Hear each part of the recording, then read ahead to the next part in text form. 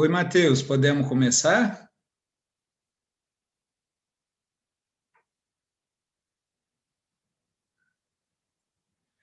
Bom, boa noite a todos e a todas que estão aqui. Esse nosso encontro tem por objetivo apresentar o curso de um modo geral, que vai acontecer a partir do dia 31, agora desse mês, e falar um pouquinho sobre a arte de aprender, que é o tema do primeiro módulo, né?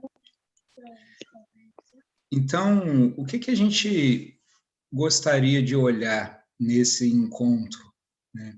A gente gostaria de aproveitar e olhar para aquilo que é essencial na vida.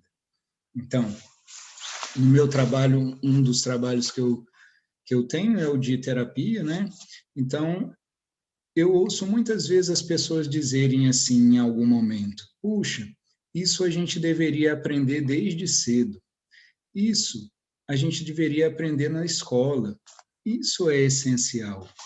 De modo que o trabalho terapêutico, eu não vejo muita diferença de um trabalho educativo. E eu diria ainda mais, muitas vezes nós só adoecemos e sofremos porque a educação falha.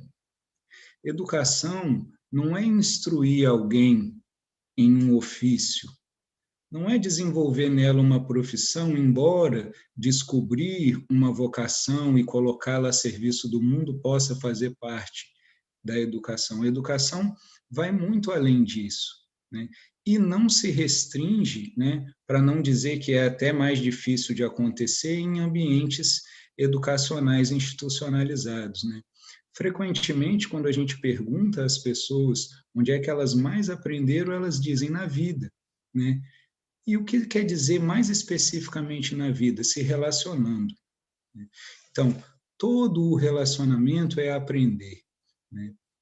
Eu não vejo um lugar onde mais aconteça a aprendizagem do que quando nós nos relacionamos.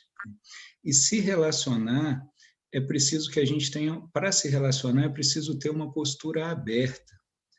Frequentemente a gente quer ter conhecimento sobre o outro e busca uma série de teorias justamente para evitar o contato. Porque se eu faço uma leitura de alguém e já defino quem ela é, eu me isento de conhecê-la de fato, né? Porque eu já tenho uma avaliação. Então, muito do conhecimento nosso atrapalha se relacionar. O Fernando Pessoa, num dos seus poemas, uma estrofe, ele dizia assim: eu gostaria de tirar a casca, né, a tinta da casca com que me pintaram os sentidos.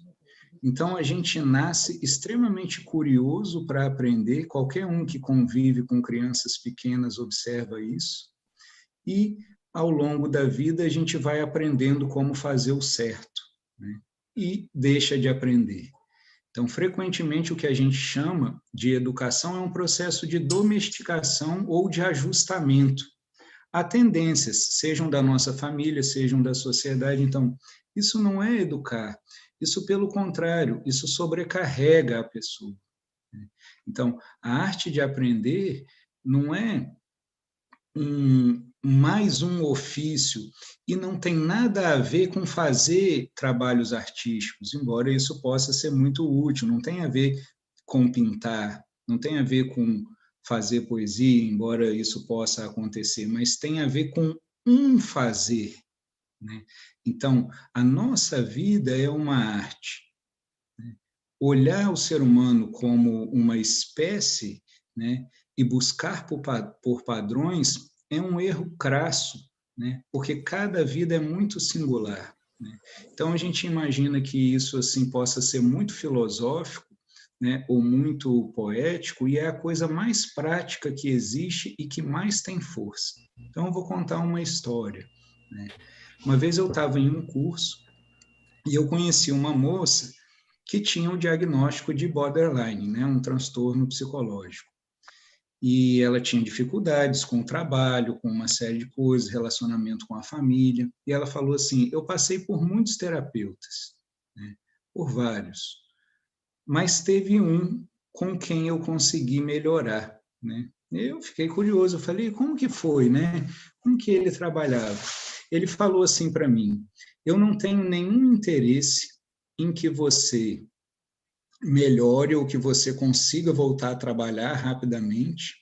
Não me interessa nada, eu quero de fato conhecer você. E você tem tempo para isso, e não importa se você vai me poder pagar ou não, porque essa era uma questão dela, né?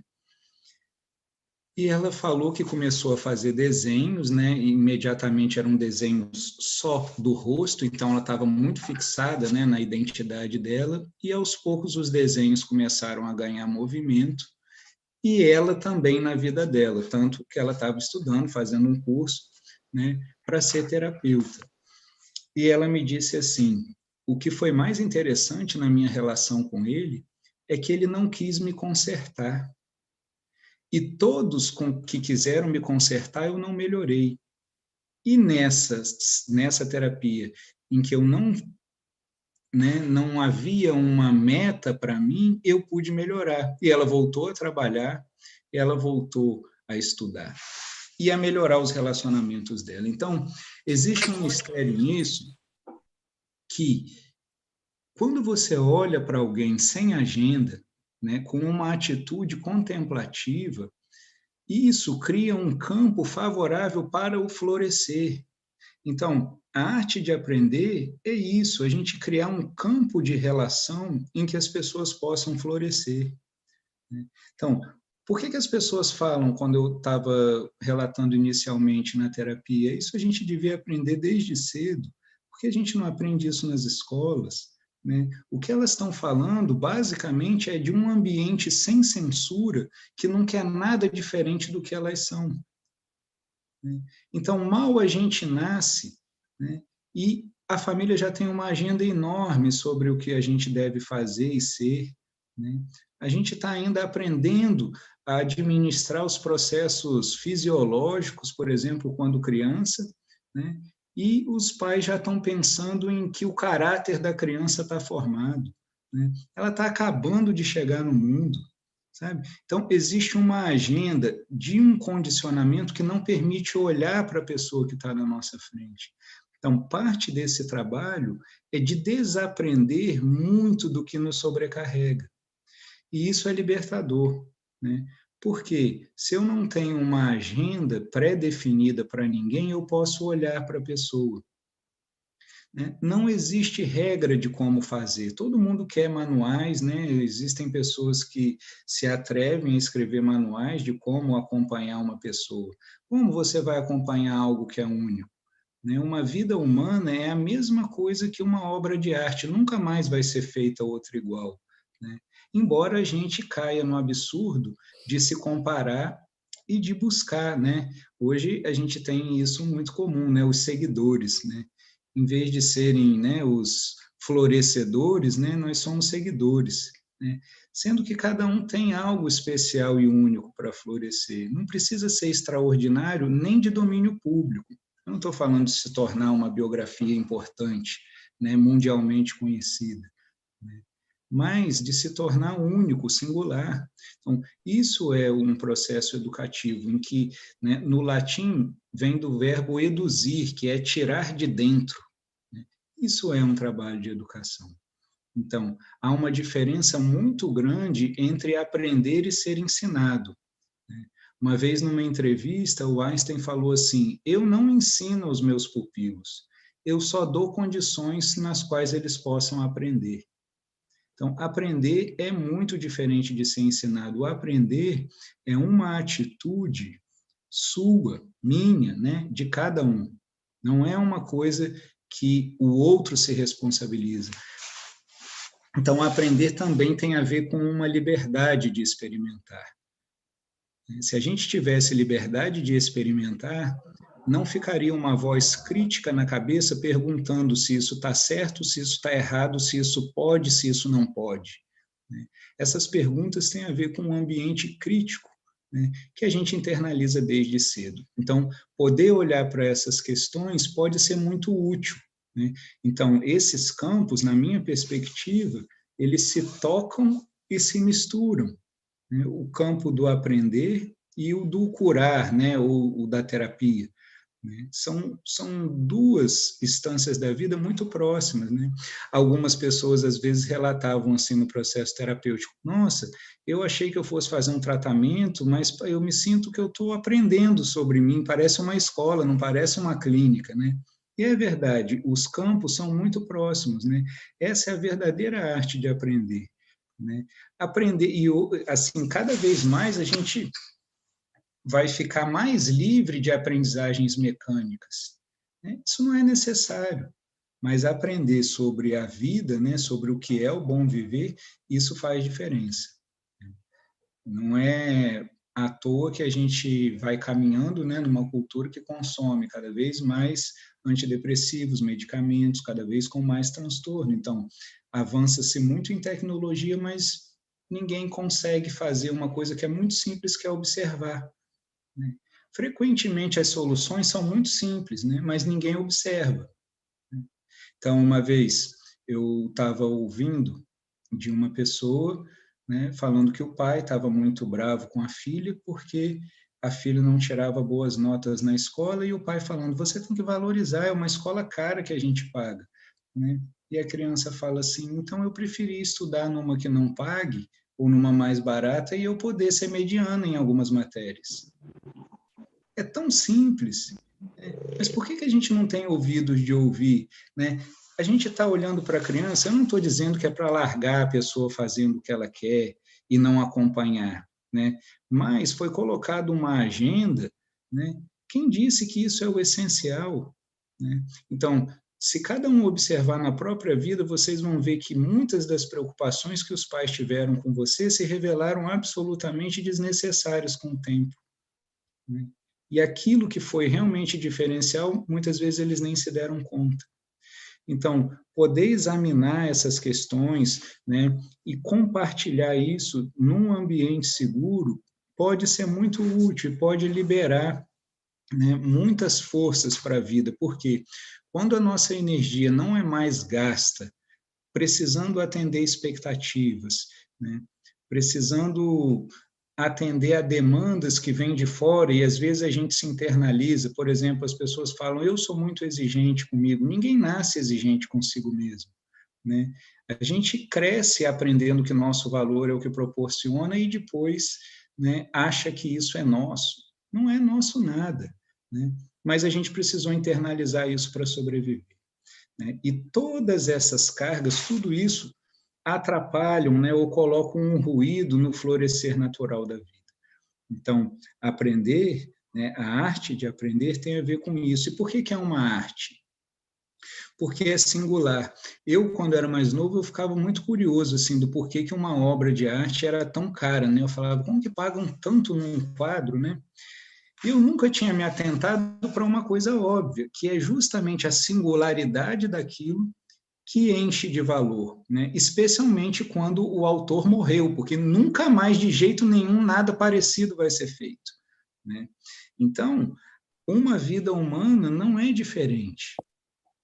Ela tem um valor imenso e é único, por isso que fazer comparações é uma besteira imensa.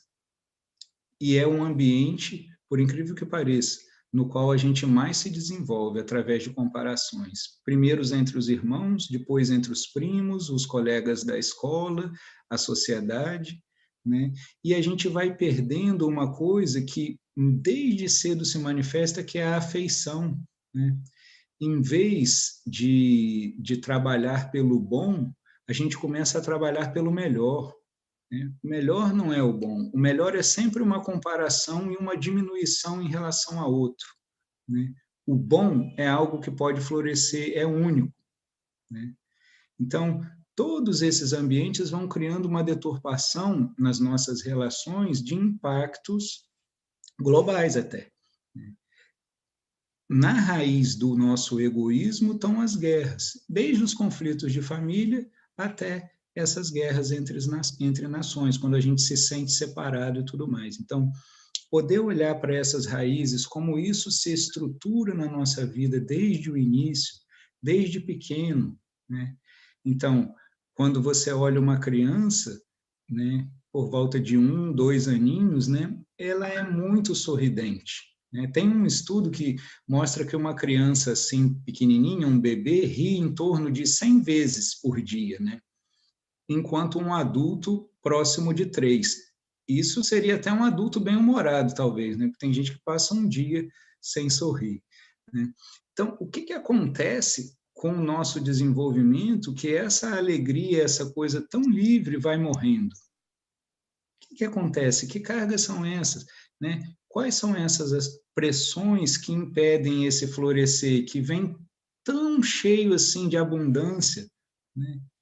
A criança, por exemplo, não tem compromisso com o passado nem com a identidade. Ela também nem se reconhece como um ser individual durante um período da vida. E ela está sempre sorridente, porque ela não tem compromisso com sua imagem.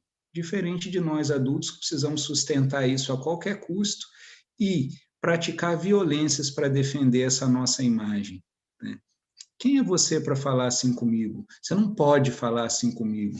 Então, muitas vezes a boa solução na nossa vida não acontece porque faz essa nossa identidade perder a importância. E isso é conhecer sobre nós, né? Isso é muito útil. Tem uma disciplina hoje estudada na psicologia, né, que é a psicologia positiva, e lá em Harvard, nos últimos anos, foi a disciplina mais procurada. E é uma matéria em que os alunos aprendem sobre eles mesmos. E o curioso é que alunos de diferentes áreas melhoraram seus desempenhos acadêmicos, né, a partir desse trabalho de autoconhecimento. Então, o trabalho de autoconhecimento fez florescer em diferentes áreas esses alunos. É muito interessante isso. Ninguém trabalhou especificamente o comportamento acadêmico, a aprendizagem, mas conhecer sobre si mesmo, reconhecer seus traços, suas forças, suas qualidades, né? Um pouco da sua história, se despedir da sua história, tudo isso foi muito benéfico. Então, olhar para nós libera uma energia que pode se manifestar de formas muito diferentes. Então, essa é uma das propostas desse nosso encontro. Né? E é um encontro para olhar para você, para o que você é. Né? E o que você é não é o conjunto de condicionamentos que você tem. O que você é algo absolutamente novo que pode responder agora. Né? O verdadeiro sentido da palavra identidade é ser idêntico ao que aparece agora, não ao passado que a gente carrega, não ao futuro que a gente teme projetando o nosso passado, mas a vida inteira e livre agora. Então, esse é o nosso convite. Né? E tem uma história que eu acho muito interessante que diferencia o que é aprender do que é ensinar. Né? É uma história do Zen budismo. Né? Uma vez perguntaram para um mestre, né, o que era o Zen, né, e como que se poderia aprender isso, como que poderia despertar para quem a gente é. Né? Então o mestre falou assim, olha, aprender sobre nós é mais ou menos como essa história. Então ele conta a história de um ladrão, né, de um filho de um ladrão que chega para o pai e fala assim, pai, o senhor está velho, e eu preciso aprender o ofício da nossa família, né? Você precisa me ensinar.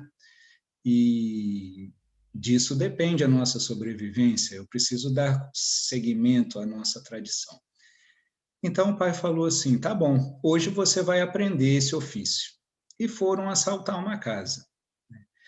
Entraram na casa de noite, o pai viu um armário, colocou o filho dentro do armário, e fez um barulho e saiu correndo e deixou o filho lá sozinho.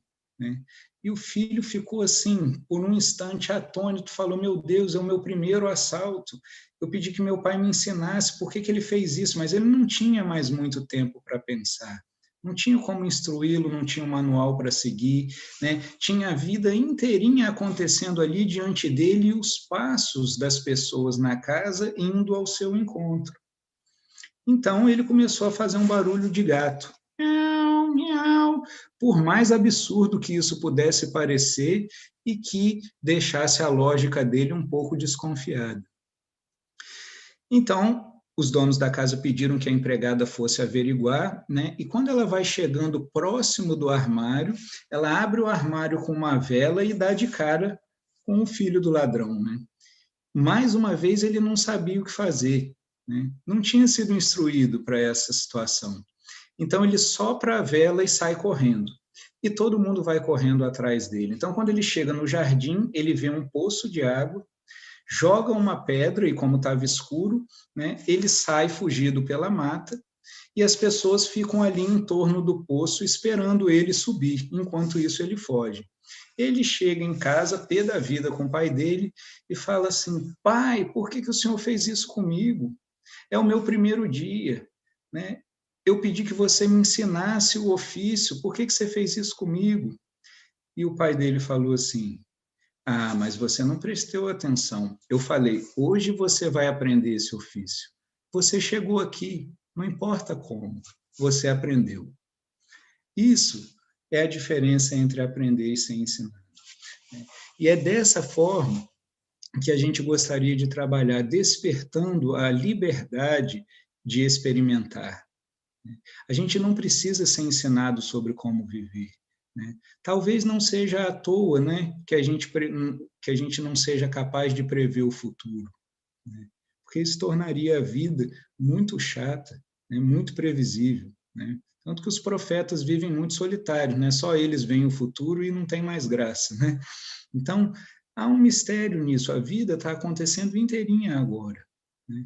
Não num tempo futuro, não no nosso preparo para ela.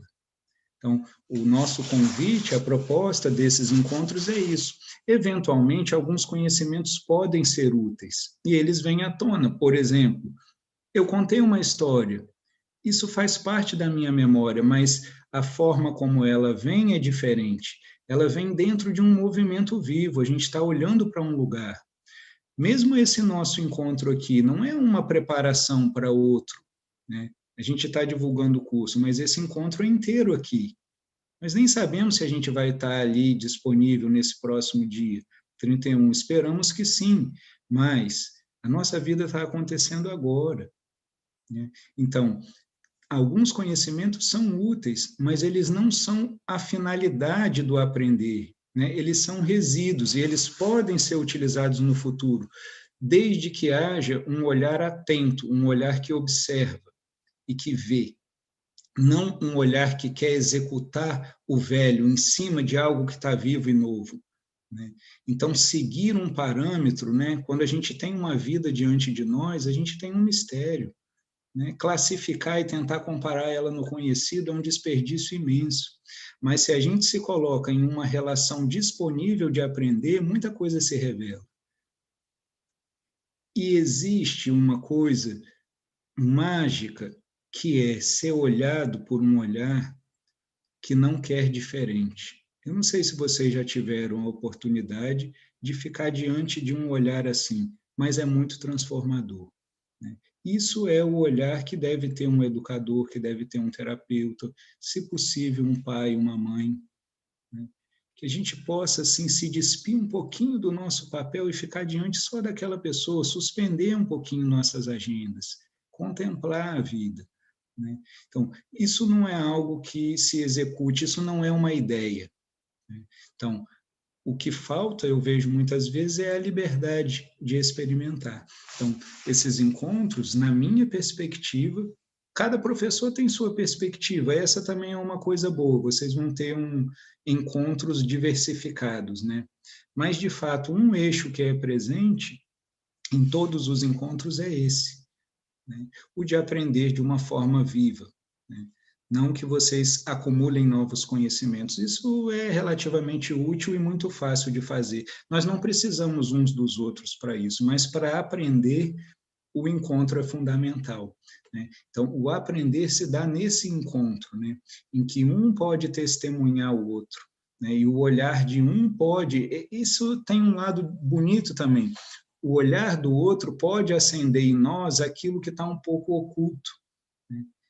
Então, a gente pode se relacionar dessa forma. Esses encontros têm por objetivo isso, né? Olhar de fato para quem nós somos. Né? Alguns recursos vão ser usados para isso, boa parte dos professores acho que todos, né, são consteladores, né, são terapeutas, então a gente vai passear dessa forma, aprender sobre nós desse jeito. E esses recursos que são úteis podem ser usados, né, à medida que o encontro vai acontecendo. Então, esse é o convite para nossa formação, né, que são 9 módulos, né, sequenciais, né, um sábado por mês. E eu não sei agora se me pediram para falar mais ou menos durante uma meia hora, se alguém quer comentar alguma coisa, falar alguma questão, a gente tem uns minutinhos aqui ainda.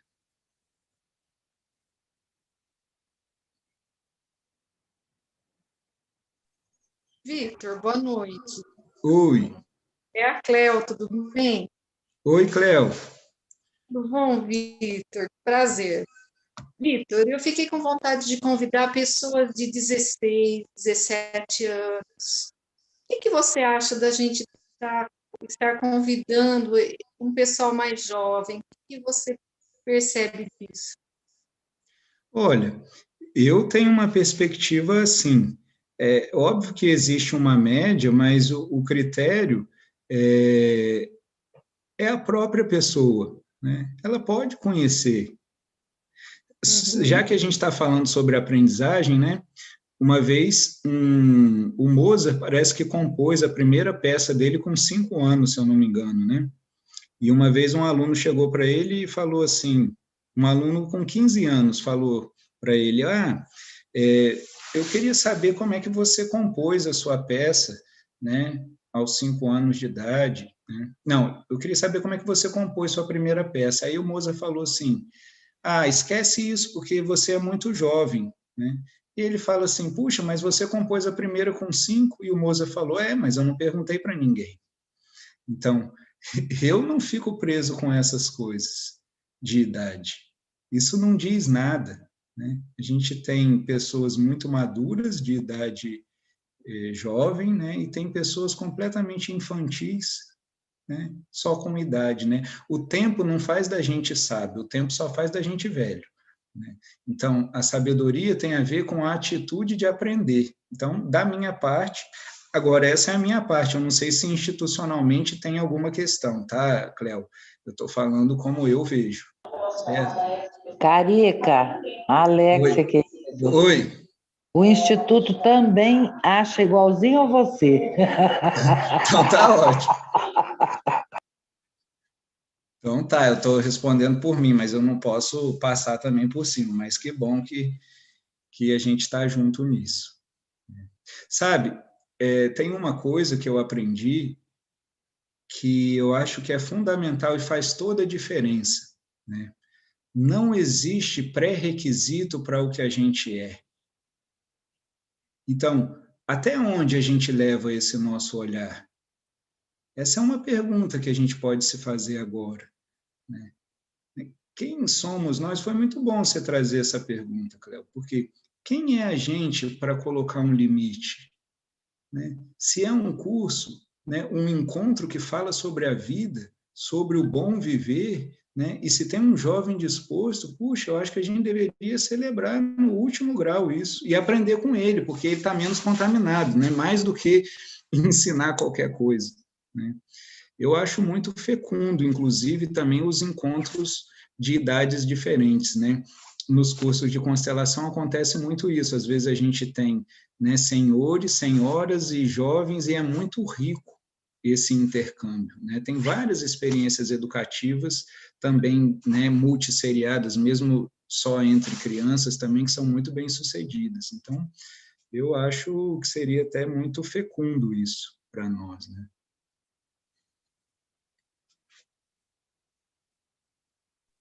Muito bom, Vitor. Fica aberto, então, o convite. Já tem uma aqui que tem essa idade que está ouvindo você. Que bom. Pergunta para ela o que ela achou, se tem algum sentido ou se eu falei besteira. Você está trazendo tanta vida, tanta alegria aqui, que besteira não existe. É uma sensação deliciosa estar aqui. Eu tenho certeza que as pessoas estão vibrando com a sua fala. Pode continuar.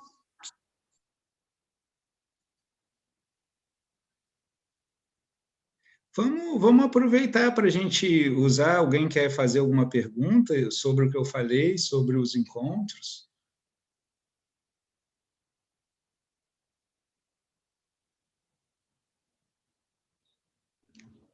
Eu não sei se eu faria uma pergunta, mas fazer um comentário assim. Primeiro, é impressionante o brilho dos seus olhos, viu? Obrigado. Assim, já tem alguns cursos, algumas coisas que eu fiz, enfim, mas o que eu acho fantástico no Imensa Vida, primeiro é a quantidade de trabalho interno que dispara durante o processo do curso, é assim fascinante esse movimento interno, tanta coisa que vem à tona. Eu estava falando para o Tarso assim, que eu falei, eu acho que vou ficar doida, de tanto movimento, de tanta, né, o olhar muda, você fica, né, encantado, fascinado, sofre, ri, é uma montanha russa, e que eu acho extraordinário. E aí eu acho que todos vocês estão de parabéns, já estou doida para ver uma aula sua. Que bom, fico feliz com o seu depoimento. E é isso mesmo, né? Se tem uma coisa que a gente pode fazer aqui é despertar isso, esse olhar, né? E veja, você falou da montanha-russa, né? A vida, ela é uma cadência de pesar e prazer. Ela não é prazer ininterrupto e a gente pode, isso é uma das coisas que também faz parte dessa arte nossa de aprender, né? Aprender a desfrutar o pesar, sem nenhuma apologia ao sofrimento, né? Mas significa colher os frutos das experiências que também são desafiadoras. Então, se a gente abre o coração, um contexto terapêutico, um contexto de escuta, permite que você possa olhar para aquilo que normalmente precisa fugir. Né? E acontece algo muito incrível quando uma pessoa se submete a uma atmosfera dessa de aceitação profunda. Né? Isso nunca vai ser uma técnica que possa ser ensinada. Eu nunca consegui aprender isso numa leitura. Isso tudo eu aprendi em um relacionamento verdadeiro. Né? Então, alguém nos olha, isso não é propriedade de ninguém, mas isso sempre fica disponível quando duas pessoas se encontram. Né? Então, quando duas pessoas se encontram, uma chama se acende. Esse é o mistério do encontro. O encontro é o que cura, o encontro é o que educa. Né? É diferente de ensinar. Né? Se a gente for muito rigoroso, ensinar é até uma violência, porque pressupõe que eu sei e pressupõe que o outro deve aprender aquilo que eu sei. Né? Então, o que a gente chama de aprender não tem nada a ver com aprender. Né? Tem a ver, às vezes, com ser avaliado. Né? É por isso que você vê pessoas de todas as idades com uma voz crítica, acompanhando, que dependendo da intensidade, isso vira patologia, né? Vai ser classificado como toque, uma série de outras coisas. Então, esse encontro, gente, não é mais um curso, assim, pelo menos a gente não gostaria que fosse mais um curso, mas que fosse uma oportunidade realmente da gente se encontrar. Né? Então, nesses encontros, a gente vê que as grandes transformações na vida aconteceram a partir de encontros assim, né? Pessoas que tiveram, então você ouve elas falar, fulano foi meu mestre, nossa, fulano foi um divisor de águas na minha vida. O encontro, a gente às vezes reduz isso à pessoa, mas é o encontro, naquele encontro algo se acendeu em mim, né? Então, isso pode ser muito fecundo. Esse é o nosso convite, essa é a nossa proposta. Né? Os recursos que a gente pode usar para isso são variados. Né? Algumas informações são úteis no sentido de para onde deve ir o nosso olhar. Então, por exemplo, vocês vão ter um módulo que vai falar sobre os setênios da vida. Né? É muito útil você entender que uma criança até os 7 anos, por exemplo, está formando o corpo dela. Então, isso te deixa livre de sobrecarregar ela com um monte de informação. Ela está formando ossos, a energia de vida dela precisa ficar livre para isso. E ela é puramente imaginativa. Para que a gente vai dar informação pronta, né, para uma criança que é assim, puramente imaginativa? né? Para que você vai deixar ela socada assistindo um desenho se ela inventa histórias, se ela inventa brinquedos com um pedaço de pau? Para que você vai dar um monte de coisa pronta? E a gente mata. Olha o que a gente faz, a gente enche a criança de coisa pronta e depois, quando adulto, exige que ela seja criativa. É pirante, não tem como não enlouquecer numa sociedade assim. Então, Verônica, na verdade, você não está ficando doida, não, você está ficando sã, só que a vida está maluca, e você está começando a desavessar, não é que você vira do avesso, é o contrário, entendeu? Mas estou gostando, viu? É, Estou adorando. é assim.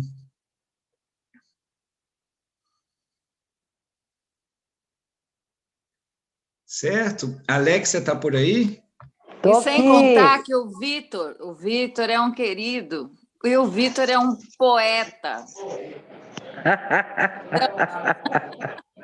É Quem já mesmo, teve gente. aula com ele já sabe muito bem como que é. Todo mundo do Imensa Vida, o Imensa Vida olha a gente de maneira diferente. Ele olha o nosso ser, ele olha a gente como vida mesmo. E o Vitor é muito especial. Eu sou suspeita a falar, né, Vitor? Coruja. Porque a gente tem uma relação muito boa. Eu gosto muito do Vitor e da Lu. Foi amor à primeira olhada, né? Foi mesmo. Então, ele é especial, a aula dele é uma delícia. Ele embarca, ele faz a gente viajar também. E ele é poeta, então, poeta você tem que levar meio. Ele faz você entrar mesmo na vibe. É uma delícia. Eu vi uma homenagem para o Mo, foi extraordinária. Eu vi no YouTube, lindíssimo. Foi mesmo. É que o Mo era muito querido e muito amigo, né? Então, vejam, isso foi um relacionamento. O que eu estou falando é verdade. Muito do que eu vivo hoje se deve a essa relação. E é isso que a gente pode fazer nesses encontros. É para isso que esses encontros servem. Não é para ter informação, não. É para a gente se encontrar. A gente vai aprender um monte de coisas, mas principalmente sobre nós, sobre isso. Isso é a única coisa que importa. Tudo o resto é secundário. A gente não precisa ceder a esse mundo que está posto. Isso é um transe nosso, que a gente compartilha desde cedo. Ah, mas é assim mesmo, não dá para fazer diferente. Fizeram um estudo com 5.000 estudantes da rede pública do estado de São Paulo, perguntando para eles qual era a imagem que eles tinham sobre a vida adulta. De modo geral, as respostas eram assim: a vida adulta é muito chata, séria, e os adultos só pensam em dinheiro e em trabalho. Essa foi uma grande parte das respostas, mas a parte pior não é essa, a parte pior é: e você, quando for adulto, o que você vai fazer? Ah, não tem jeito, é assim mesmo. E é isso que vai acontecendo de geração em geração, se a gente não para um pouquinho para se questionar com o que está passando dentro de nós e fora de nós. E isso não é uma utopia. Nós não estamos falando de transformar o mundo. Uma vez a Madre Teresa de Calcutá falou assim: eu não acredito em mudanças coletivas, eu acredito no encontro pessoa a pessoa. Então, o mundo não vai ficar em paz, mas se você está em paz, tem paz no mundo. Isso é a única coisa que a gente tem poder, de fato, de mexer. O resto é fantasia infantil de onipotência, de achar que a gente vai transformar o mundo. O mundo é o que está diante de nós. E se a gente começa com o que está perto, às vezes a gente vai longe, mas sem a pretensão disso.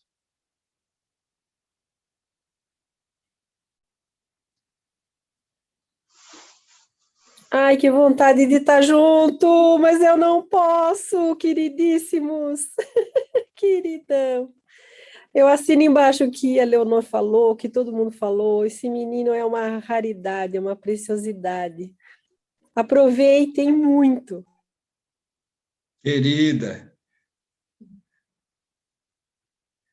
Só não diga que você não pode. Eu não sei por que você vai profetizar já. Né, é que eu tenho compromissos aos sábados, né? Se pudesse mudar, até mudaria. Mas tem uma intenção aí. Isso é importante também. Essa é uma das coisas que a gente não para olhar, né? A intenção como uma força da vida. E esse encontro está aqui agora. Nossa vida inteirinha está aqui. Isso não vai acontecer lá.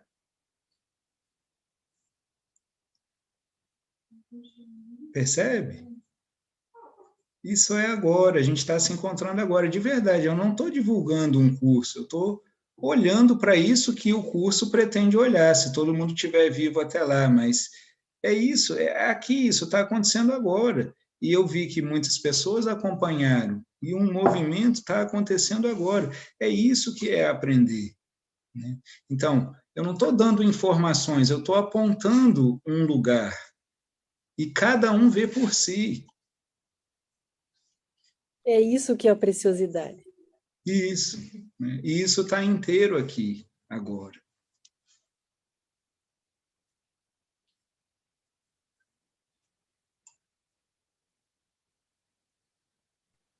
Que delícia escutar você, né? Eu estava te escutando na estrada, em trânsito, parei agora. É uma delícia ouvir, o melhor, navegar junto nesse olhar. E o aprendizado, ele vem trazer essa leveza que você trouxe hoje. Que delícia, Vitor, muito obrigada. Eu que agradeço. As meninas que falaram aí, que eu ouvi, é uma delícia. Você sabe que eu sou tua fã de carteirinha. Obrigado. E fica esse convite dessa intenção da Denise, que os outros também, né, estão.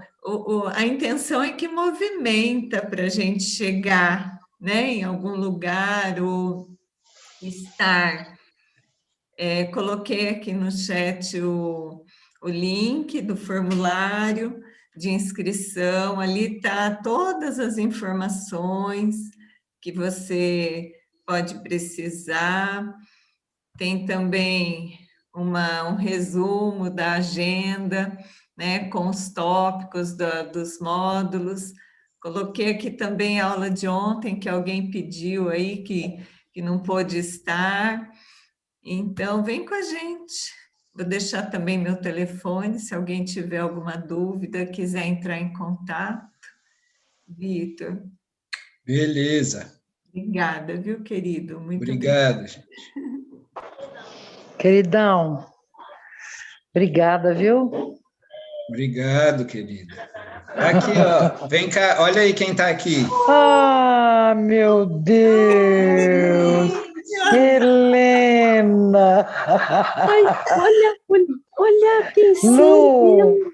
Ai, Lu, eu preciso ir a Bauru. Eu preciso ir a Bauru para me beijar muito. 4. Ai, Que delícia, que delícia. Um mês. Que coisa linda. Já fez Só um olhar de um mês. Esse primeiro módulo, o Alex, eu estava conversando com a Ana Paula, né? A Ana Paula está com um bebê pequeno também, né? Tá. Que vai ser a minha parceira nessa aula. Então, o Rubem Alves uma vez falou assim, né? Que quando a gente vai dar uma aula, a gente deveria falar para os alunos em que momento de vida a gente está, porque isso faz toda a diferença para eles se prepararem. Então, a gente está imerso nesse olhar, né, assim, muito puro do aprender, né, muito de receber a vida, de olhar para essa coisa limpa, assim, ainda não corrompida, sabe? Então, quando nasceu o nosso primeiro filho, né, eu fui tomado de uma sensação assim de muita alegria, assim, né? E eu falei assim, gente, ter um filho é ser salvo da burocracia da vida adulta, porque a gente vai ficando sério, vai ficando chato, né? Então as crianças trazem isso, né? E é assim, é um campo. Então, quem tiver aí no primeiro encontro vai estar assim com duas pessoas que estão mergulhadas nisso, sabe? E isso ajuda, eles ajudam muito, né? Ajudam mesmo.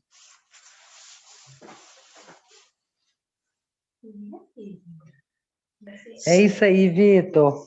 Te agradeço imensamente a sua disponibilidade de estar aqui essa noite com a gente, a sua disponibilidade de estar no primeiro módulo desse curso, que na verdade nem é um curso, né? São É que a gente encontros. são encontros que a gente vai ter e nossa, o meu amor por você é imenso. O nosso também.